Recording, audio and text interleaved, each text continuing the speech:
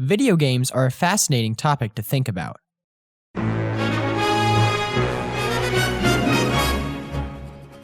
Fiction has evolved so much over the last couple decades that now we can sink into fictional worlds and interact with them. When you think about it like that, it really shouldn't come as a surprise that video games are so popular. Film as a medium is 126 years older than gaming, yet when compared against each other, it's the movie business that is coming up short more and more often. Video game fans will discuss how their favorite games feel to play, their favorite types of gaming environments to explore, or their favorite characters from a video game. But there's one aspect of the experience that isn't discussed so commonly. How does the game sound? That isn't to say that fans will ignore the music that accompanies their playing. Far from it. Most gamers could name their favorite video game tune or original soundtrack. However, there's far more to a video game's sound than writing a catchy and memorable number, and most of it can go unnoticed. What are the techniques that go into crafting and utilizing a video game's score? Are video game sound effects notably different from other media sound effects? Why are video game soundtracks so loved by fans? These questions might never be considered by someone playing a video game, but the answers are far more interesting than they'd think. Video game sound is crafted to complement and enhance the experience of playing a video game in several ways.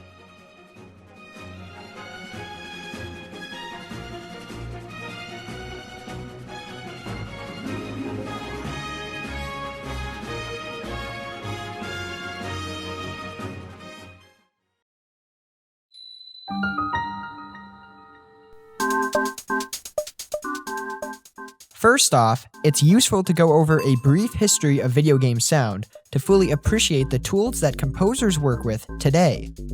Sound fonts like the ones used in older video games might sound nostalgic or classic to the modern gamer, but these blips and bloops were no aesthetic choice by early composers. Rather, video game composers were heavily restricted in their work for decades. The earliest video games, like Space War in 1962, were completely silent. It wasn't until 1972's Pong when sound would be included as a feature, although it was the home release in 1975 that really made a big splash. As the ball moves left and right on the screen, it makes a sound whenever it bounces off the rackets, or the arena's floor or ceiling. There are two unique sounds to signify the start and end of a volley as well. I wanted to go over the early stages in video game sound so that we could generate a solid understanding of sound's purpose in a gaming environment, and Pong is the perfect example of this, as every sound effect has a clear and definable purpose to enhance the player's experience. The sound that starts off the round is meant to grab the player's attention and tell them, "It's time to start," like the bell that begins a horse race. It's the highest sound in the game, so it's pretty ear-catching. The sound of the ball bouncing off the racket adds some reality to the situation, as well as being a sound that players will want to hear, as its presence means that they successfully hit the ball back towards their opponent. If the player misses the ball, a lower, disappointed sound will play. It almost sounds like the game is shaking its head at the player, and this is entirely intentional.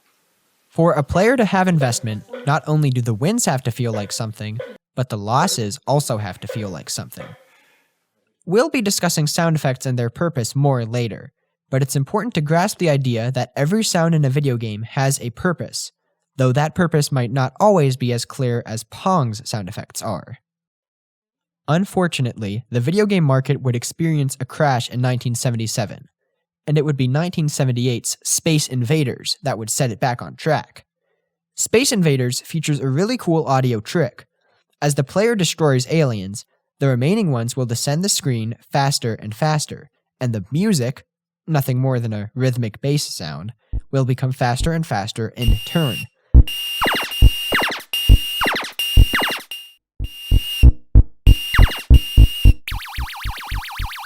The music really heightens the pressure, as the player desperately tries to avoid the aliens' increasingly aggressive assault. The effect can also be seen in this hilarious 1994 commercial for a Game Boy port of the title. Alien forces who keep coming and coming, just like in the arcade, till it feels like a vice in your central nervous system while it's falling down like two-legged hailstones. Oh, that hurt. Delightful. In 1980, Rally X was the first game to include continuous looping background music. Later in the same year, Pac-Man would be the first game to include cutscenes accompanied with music, as simple as they were.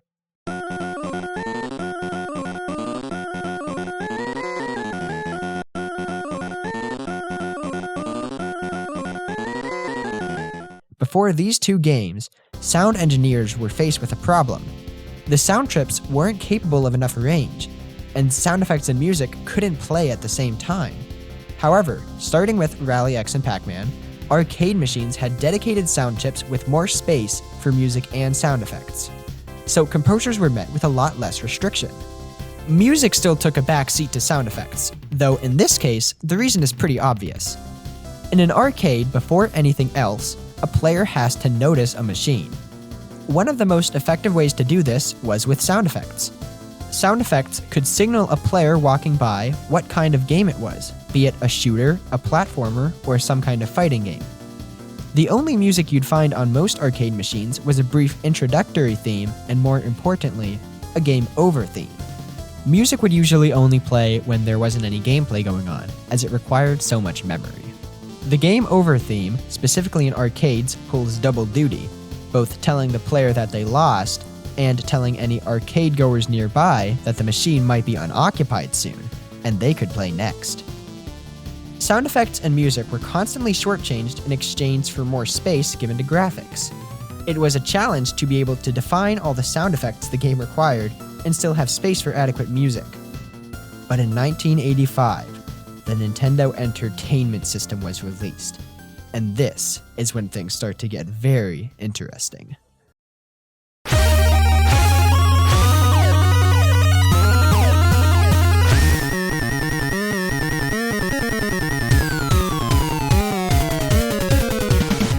The NES featured a sound chip with not 1 or 2 sound channels like earlier hardware, but 5. Japanese sound composers became well known for their magnificent use of the NES's sound chips to deliver rich, inventive soundtracks like no one else could have ever done before. Koji Kondo, one of video game composing's most revered names, was the first person ever hired by Nintendo for the sole purpose of music composition. He's the man who created the iconic music of Super Mario and The Legend of Zelda.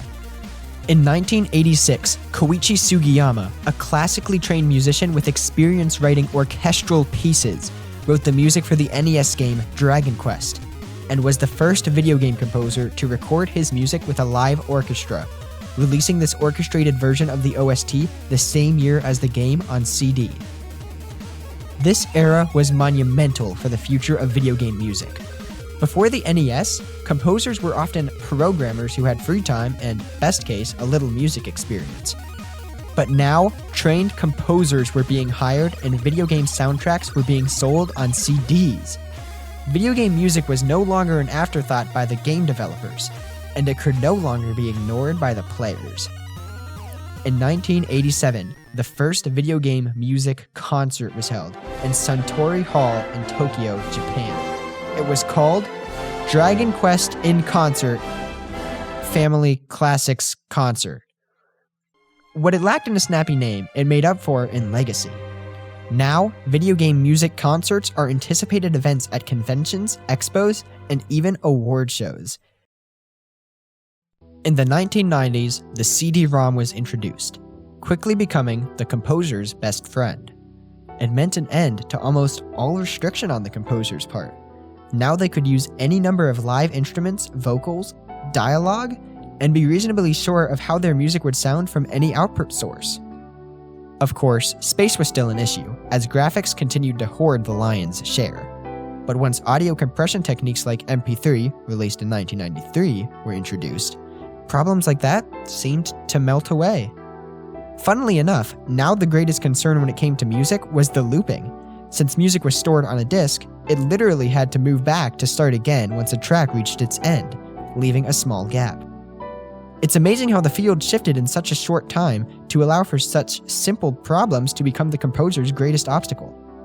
When learning about the earliest stages of video game composition, it's almost like the composer's restrictions led to innovations, with there being so many interesting methods used to make a game's sound stand out. It's on this foundation that modern video game composition is built upon. As we move forward, be sure to cast your mind back to gaming's early years, to fully appreciate the time and talent employed to make video game music what it is today. Now that we've been introduced to video game sound, it's time to answer one of the questions I asked in the introduction. How can music be used to enhance the video game player's experience? To answer that, we have to define enhance. And to do that, I have to introduce the idea of immersion. Immersion, when it comes to the world of fiction, can mean any number of things.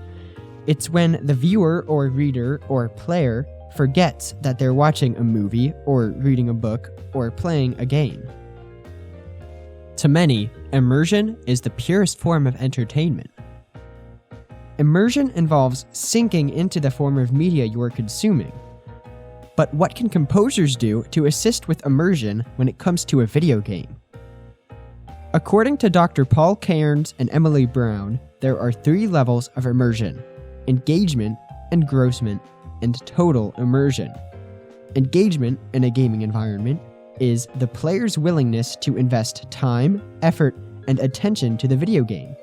If a player is engaged, they'll want to play more. And if a player isn't engaged, they won't feel a particular desire to play a game. If someone is playing a video game, it's likely that something about it has already engaged them. Maybe they saw the trailer, or the game has a unique premise, or even just an interesting cover. It's the developer's job then to make the game easy to play, but not necessarily in a difficulty sense. The game should be accessible to as many players as possible without ostracizing intense fans of the genre. The controls should be intuitive, yet not overly simple. The game's levels, or its world, must be carefully constructed, and so on. These are the basics of game design, and it's what game developers have to put the most work into. So, how exactly can composers contribute to help keep the player engaged?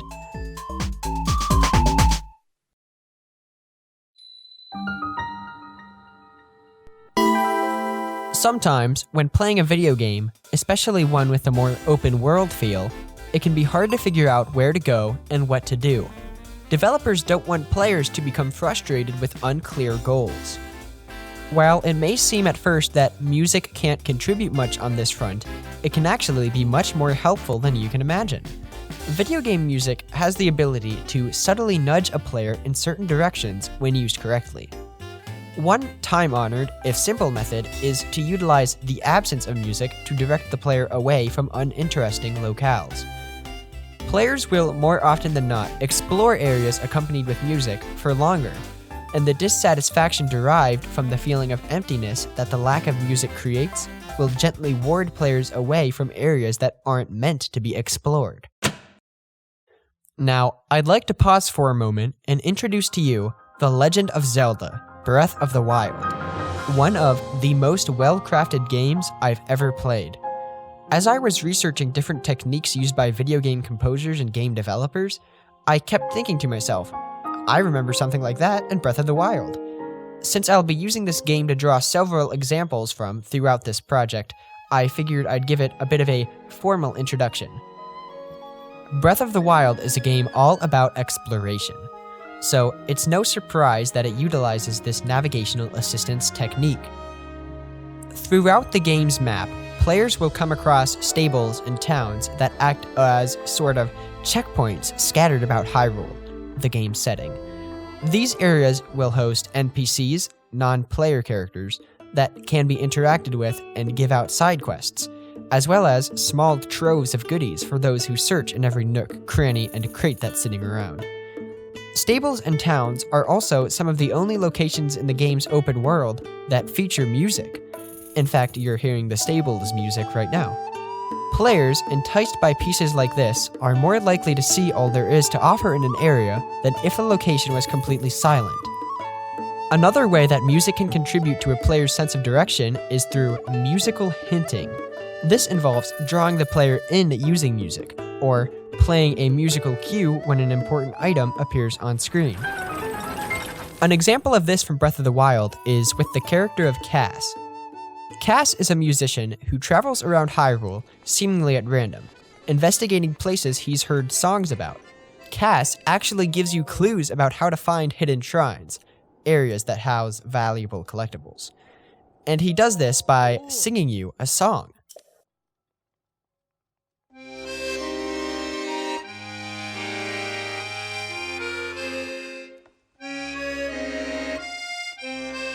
Cass is always locatable by the song he plays on the accordion he carries, and after meeting him once or twice, players will immediately move to and find him once they hear a note of his signature tune.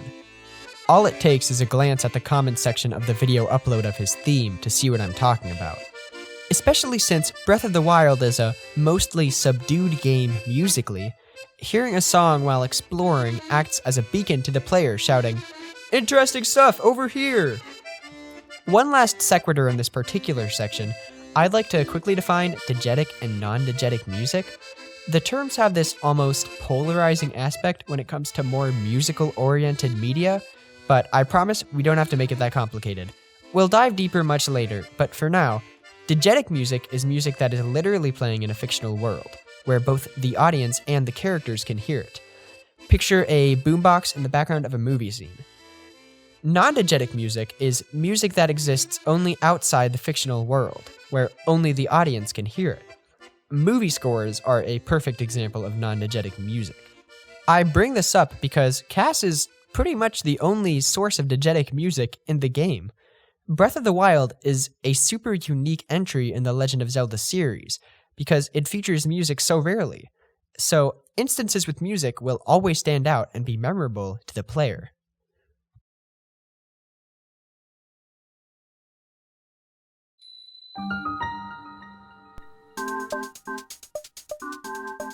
A critical aspect to attaining total immersion is the idea of flow.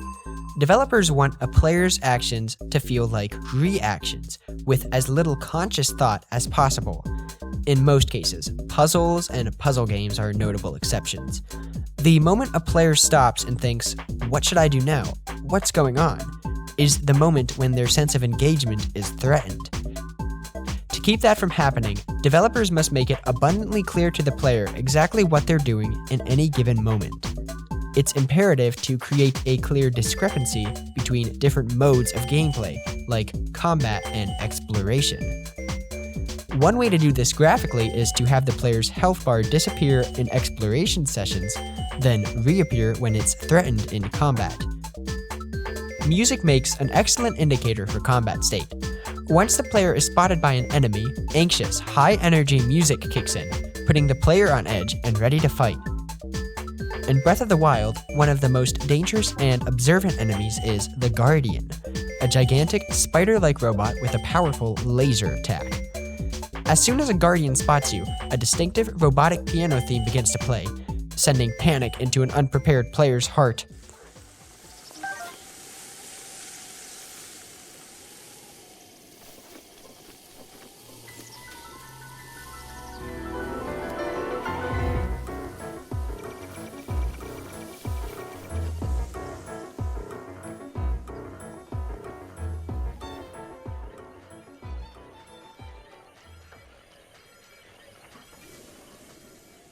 It's thanks in large part to music that players are given so much warning when entering combat in situations like this.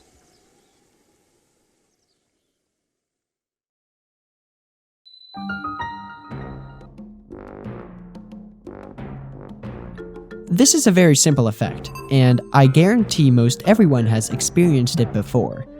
Music can be used to reflect a media's setting through instrumentation or other composing techniques. This technique isn't incredibly useful, as, most players would be able to tell what kind of setting they're in before music could inform them, but it makes for a nice aesthetic addition. For instance, if you had to guess, what sort of environment does this piece accompany in Breath of the Wild?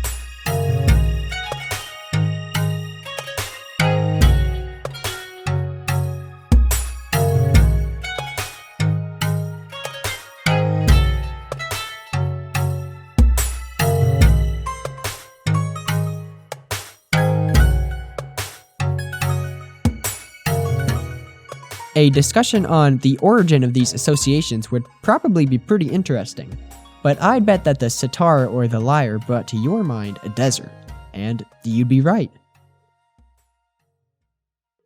Or how about this number?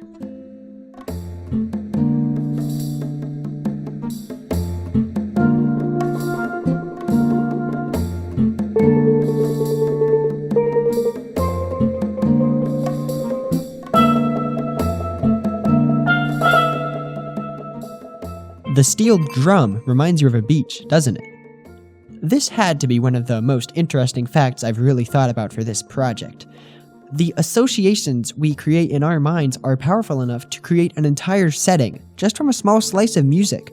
And by following the norms of said associations, composers can complement settings through careful instrumentation choices.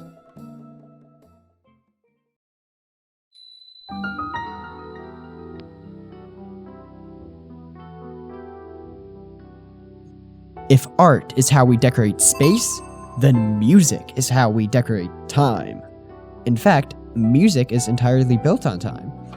Is there a way composers can affect how listeners perceive time with their music? This question is extremely important to game developers, as certain games are designed for players to sink dozens or even hundreds of hours into. Any opportunity to make it feel like time is passing faster is much appreciated. This is a bit of an unexplored field, and there's not a ton of information for me to present today. Some studies report that loud music can make time feel slower, or complex music can make time feel faster. There isn't anything super concrete to glean any reliable techniques from. However, studies have much more definitively proven that music itself can make people better at tasks and make said tasks more enjoyable. Enjoyable music can sharpen our focus and make us smarter temporarily. The only weakness this idea presents is that the effect wears off eventually. However, for a game like Breath of the Wild, which uses music so sparingly, this effect can be employed quite efficiently. The game features 4 dungeon-like areas called Divine Beasts, where the player navigates the insides of a massive automaton. These areas are some of the only areas in the game to pair the more exploration-type gameplay with music. Thanks to the effect that music can have on a player's task-completing skills, they become much more memorable and enjoyable because of their music.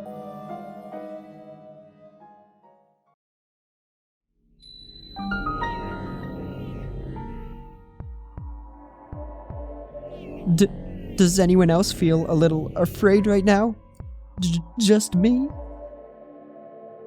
One way that music can affect a player's state of mind is by keeping them in a state of edgy alertness that can make their hair stand on end.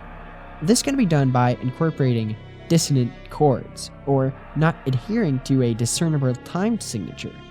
By not utilizing the norms of musical sound, composers can deny the player any comfort that those norms could provide. This effect is usually found in horror games, and I doubt anyone can deny its creeping efficiency. I would be remiss if I did not mention Earthbound's soundtrack, which also features dissonant chords, frankly bizarre instrumentation choices, and a whole bunch of wacky time signatures. It has such a unique soundtrack that the game still feels totally fresh to play today, even though the battle system is super simple. Using strange chords and uncommon time signatures is a really effective way to spice up what would else be sort of a boring game to play.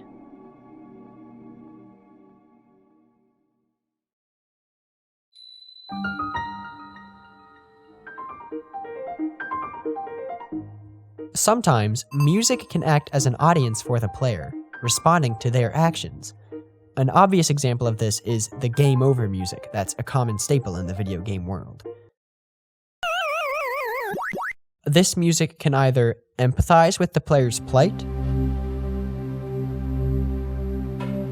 imbue them with hope,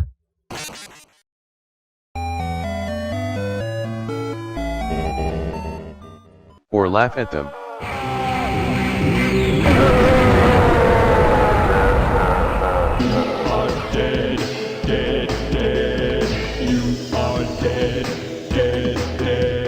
A far more dynamic way that music can interact with the player is by stripping back the instrumentation to give the player a moment to breathe. In Paper Mario: The Origami King, battles take place in turns, where the player must solve a miniature puzzle within a certain time limit. Obviously, the booming battle tracks would be massive distractions to players trying to think. So the game switches over to a simplified version of the track, usually involving only bass, percussion, piano, and maybe a quieter version of the lead. The music feels like it's playing inside the player's head, mirroring their thought process.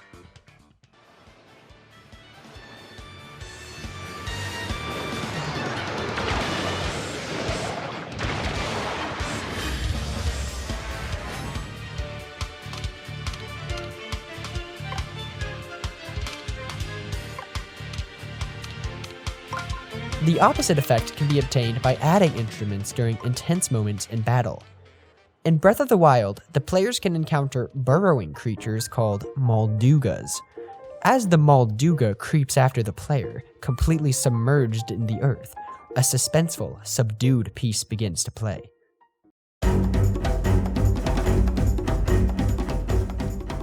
The player has to bait the Molduga out of the sand and hit it with a bomb arrow, or trick it into eating a bomb.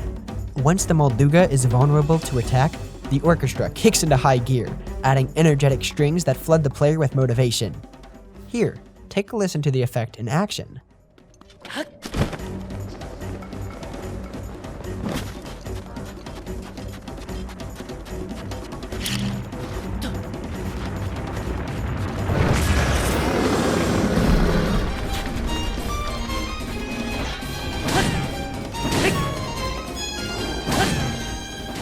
The music will burst into that lead whenever the player lands an explosive blow, really complementing the hit-and-run gameplay the Molduga fight encourages. The final way that music can dynamically react to the player is by incorporating musical cues into the regular battle music. In The Legend of Zelda: Wind Waker, this technique is featured prominently. During battle, the game will play out complementary music cues whenever the player does something correctly.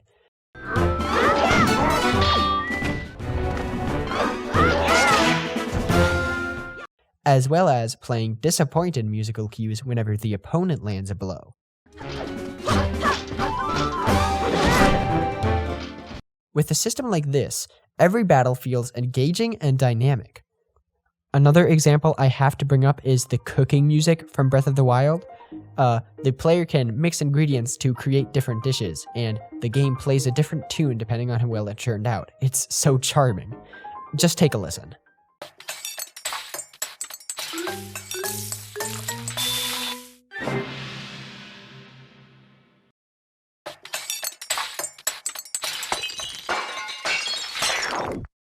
Fantastic.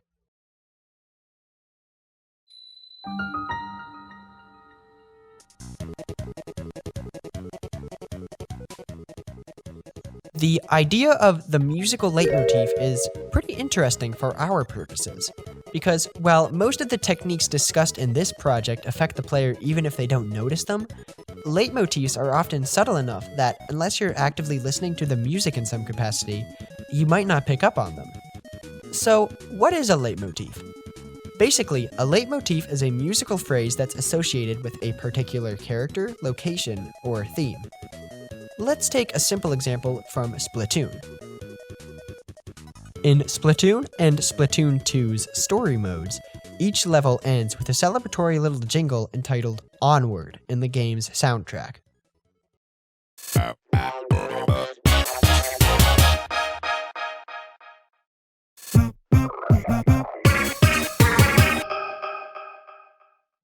The cool thing is, the levels begin with the same leitmotif.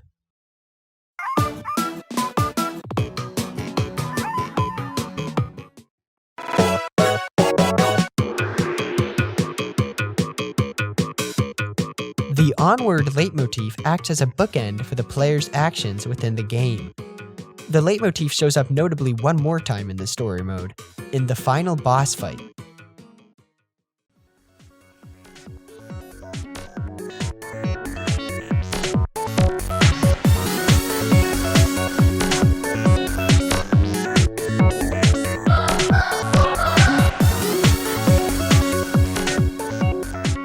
Now the leitmotif is telling the player, "This is the final challenge," signifying that the game is ending and making the entire battle more climactic.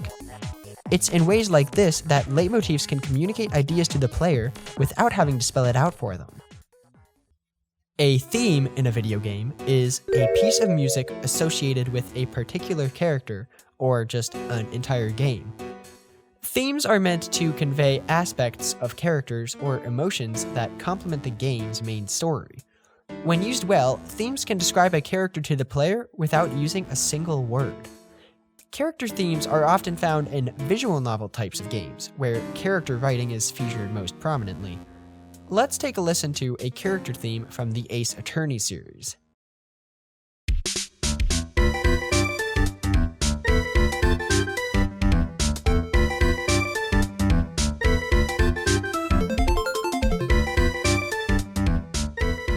Larry Butts, as a man, is unreliable, goofy, and pretty pathetic. All aspects that are conveyed through the theme that plays while you interact with him. Themes can reinforce characterization without drilling it into the player's mind.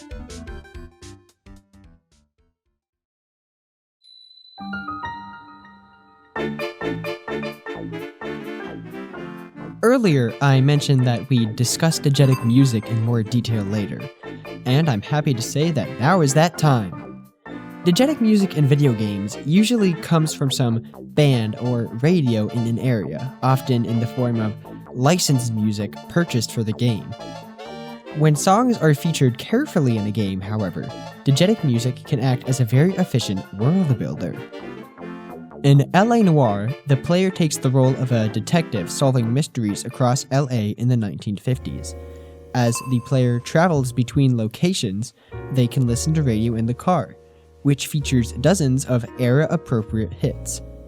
Though the developers were careful not to choose any super popular numbers so as to not distract the player. By incorporating licensed music like this, the game enforces its setting's time and place effortlessly. L.A. Noire's original soundtrack also mimics the scores of classic noir films. The game itself is a love letter to the genre, as the name suggests. Another notable example is the Grand Theft Auto series. As players spend a lot of time driving in cars, it's only natural that they can choose between radio stations of different genres. As well as reinforce the setting, radios like this one add a dose of reality to the game's events, as listening to the radio in a car is something I think everybody's done before. Other times, licensed songs can be used to create dichotomy with the game's events, like in BioShock, where players can kill crazy mutants while listening to Bing Crosby's velvety tones.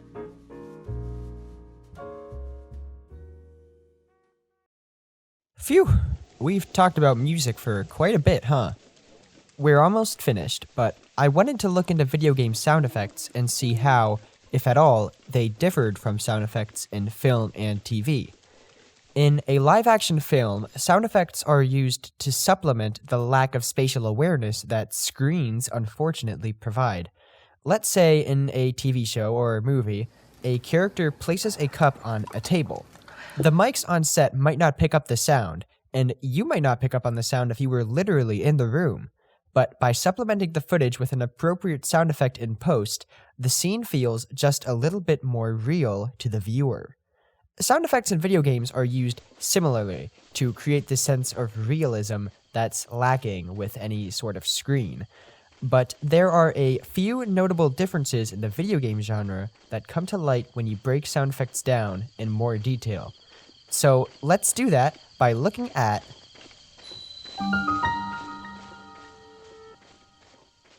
a game like Battlefield 4 is probably our best bet for a comparison with film. Both Battlefield and most movies and TV shows strive to create a sense of realism for the viewer or player.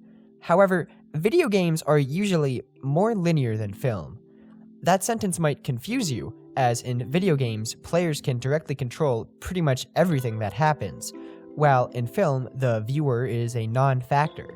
Film, though, has the advantage of cuts and edits, while most video games feature a continuous camera that doesn't cut at all.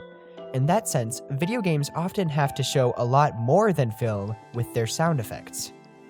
Luckily for Battlefield 4, the game's sound engineers were both devoted and talented. These workers were careful enough with the details to make sure that the bird sounds were accurate to the game's setting. The bird sounds in this shooty game.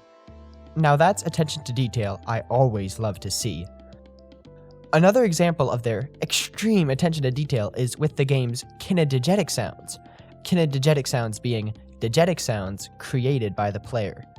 Battlefield 4 features 3 different categories of footstep sounds, walking, running, or sprinting, for each of the game's surface types, be it grass, wood, metal, asphalt, etc.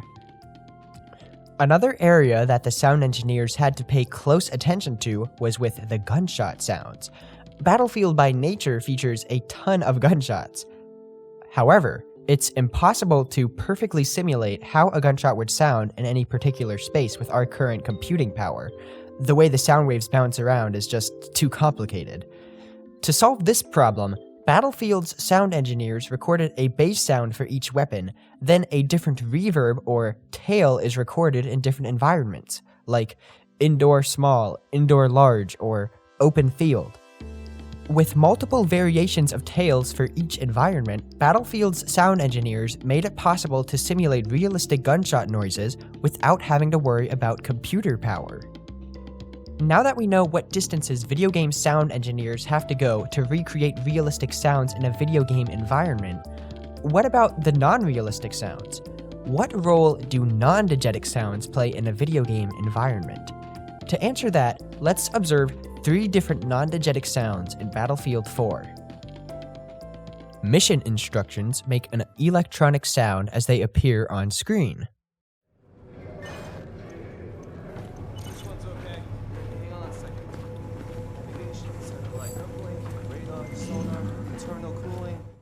As an enemy begins to take notice of a player in stealth, a synthesized noise will intensify and grow louder as their awareness increases.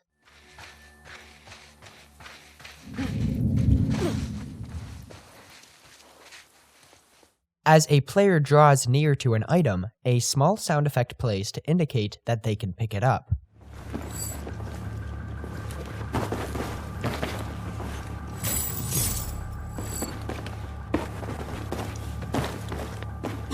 It's easy to tell what these sounds have in common. They all offer the player some sort of information they might not be able to get without them. An absorbed player may not realize new mission instructions have arrived without a sound effect. Players might not be able to tell when an enemy takes notice of them, and a player could simply not spot an item until the sound effect informs them of its presence. These non-diegetic sounds are all performing a ludic function. That is, they're supporting the player by offering them vital gameplay information. The functions of these sounds in manipulating the player's attention, providing feedback, and giving them information are essential for bridging the discrepancy of information available to the player in game as opposed to real life. Indeed, it's important to make sure the player feels informed, because the more informed their choices are, the more immersive the title becomes. And if a player's informed choices pay off, they'll think of the game as better. Of course, non-diegetic sounds are not unique in giving the player ludic information. Diegetic sounds can do that too. Now, it's quite possible that at this point, the words diegetic and non-diegetic have lost all meaning to your exhausted ears, and I in no way blame you.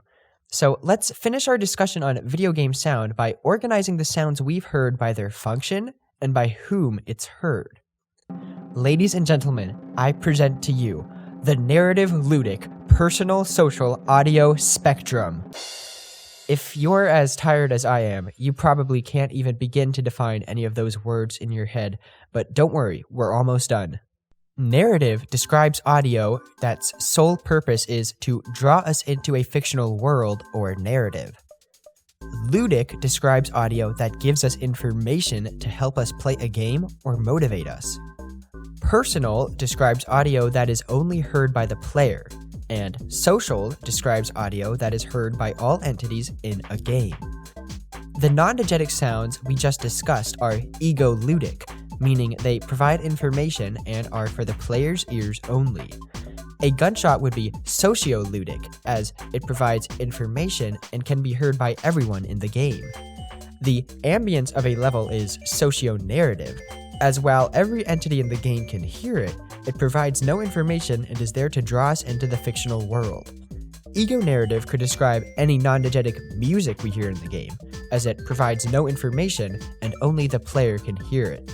We could come up with examples of these types of sounds for a movie as well, except for one. Ego-ludic sounds don't appear in movies or TV shows, only in video games. While the process for recording and choosing sound effects differs greatly between film and video games, in the end products, the most glaring difference is film's lack of ego-ludic sound. The thing that makes ego-ludic audio incredibly unique is its deliberate separation from the rest of the spectrum's sound. In Battlefield 4, all the non-diegetic ego-ludic sounds are comprised of electronic, unrealistic sounds. When the sound engineers went through such great lengths to ensure the game's sound effects were so realistic, why break the pace for the ego-ludic? The answer this time is, thankfully, surprisingly simple. Ego-ludic sound effects are often short and repetitive entirely on purpose. The reason for this is so that players don't confuse ego-ludic sounds with any other type of sound on the spectrum. This way, players hear an ego-ludic sound, clock and categorize its meaning, then never have to devote time or brain space to understanding it again, because doing so would break engagement and end immersion. Let's take a look one last time towards Breath of the Wild, and see if we can identify sound effects that fall in each portion of our audio spectrum. Most of the music in the game can fall into the ego-narrative category, as while it often has dual functionality, the music's purpose is to draw us into the fictional world. The ambience of the world fits into the socio-narrative category, as do all the subtle sound effects surrounding Link, like his footsteps or the armor he's wearing clinking as he moves. For the socio-ludic, let's use Link's whistling. I believe it can be classified as ludic because it provides information to other entities in the game, as both the player's horse can be called with it and nearby enemies can hear it and be alerted to your presence. And for the ego-ludic, the player hears sounds as shrines are detected nearby, so players with their ears open can locate shrines more easily. It's worth mentioning, though, that these sounds are technically diegetic, as the in-game device the Sheikah Slate is making them, but they're still ego since no other entities react to the sounds. This technique would be really useful to an audio engineer. If you're thinking about a sound effect you have to put to a game, you want to imagine who will hear the sound and what the sound's purpose is. Is it just to draw the player into a world, or does it give them information? Will the player be the only one able to hear it, or should the enemies be able to hear it too? If you think about that when recording or choosing a sound effect, you should be able to make your sounds much clearer and purposeful in a gaming environment. Like I said near the top of this video, it's the game developer's job to make their game easy to play, as it was my job to make this information easy for you to understand. It was really surprising to me just how much sound contributes to a game's ease of access. Though, it begs the question, was this all worth it? We've peeked behind the curtain, but at what cost? Maybe next time I'm playing a video game, I'll notice all the audio tricks and lose immersion. I'm sure the answer is different from person to person, but I doubt that'll happen. Humans are by nature curious creatures, and I think I'll be able to appreciate my favorite games to a greater extent now that I know a little more about how they're made. Oh yeah, there was one question from the intro I never answered. Why is video game music so loved by fans? Remember how I mentioned that every gamer has a favorite video game song? This one might be mine. Ooh. Let us begin.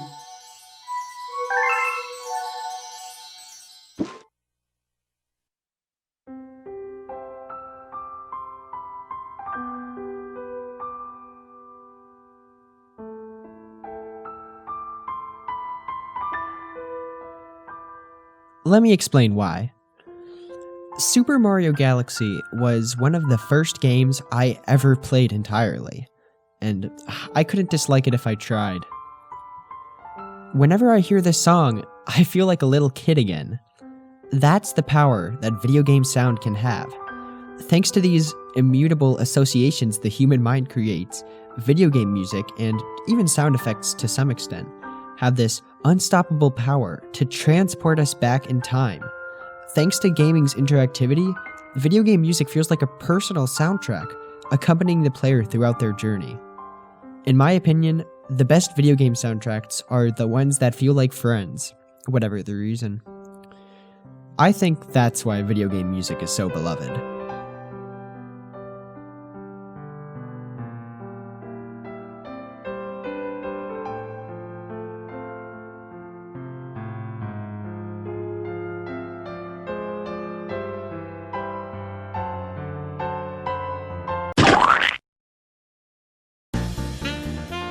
I'd like to thank my college professor for letting me make this project into a video essay, as well as all the authors of the content I read in preparation for this, in particular Winifred Phillips.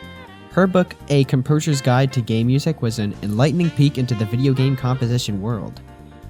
I'd also like to thank the composers of Breath of the Wild, Manaka Kataoka, Yasuaki Iwata, and Hajime Wakai, as well as all video game composers and sound engineers of the world, for putting in as much work as you do. And I'd also like to thank you, the viewer, for sticking with me through the whole video. I hope you learned something.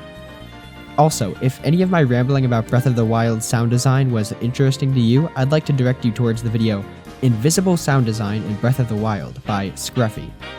He goes over so many more cool details that I didn't get to. And I think that's pretty much it. Thank you once again for coming along this journey with me. It was super fun to make. I feel like I learned a ton, and I just hope you did too. Until next time, I suppose. Goodbye. Oh, Solomon Levi, Levi, tra-la-la-la. Poor Sheeny Levi, tra-la-la-la-la-la-la-la-la. My name is Solomon Levi at my store on Salem Street. That's where you'll buy your coats and vests and everything else that's neat. Second-handed ulsterettes and everything else that's fine. For all the boys, they trade with me at 149.